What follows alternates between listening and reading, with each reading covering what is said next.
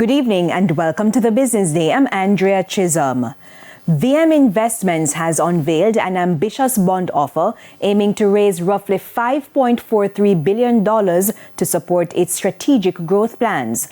The bond, which targets both retail and institutional investors, will refinance existing debt and fund new projects. The offer includes 3 tranches.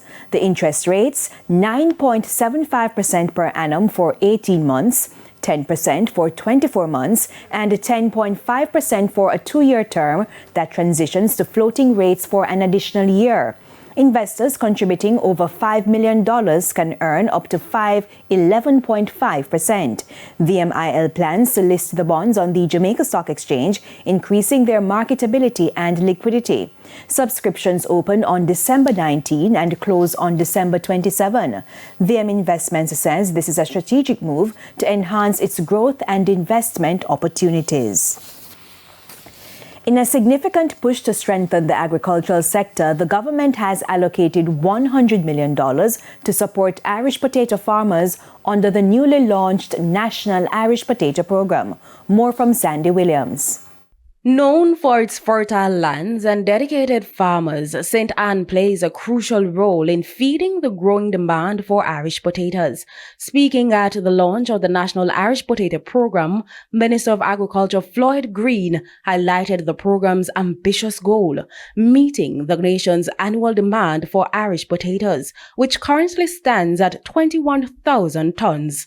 With consumption patterns on the rise, the initiative aims to ensure a stable and sufficient supply by targeting 1,500 hectares for cultivation.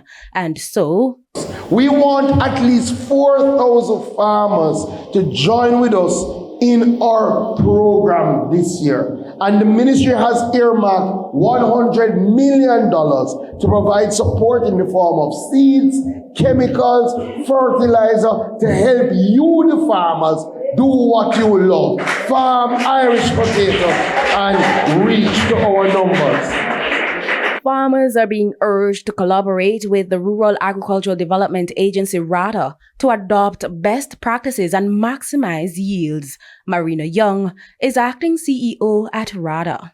We just want to make sure that when you're planting your acreages as small as a few squares, as big as it's maybe 20, 50 hectares or acres, that you maximize on every single plant. And to do that, we will help you to have your practices applied with precision. Getting the staple crop to maturity in the past hasn't been without challenges. The Agriculture Minister laments the difficulties of the previous year, marred by prolonged drought that severely impacted potato yields.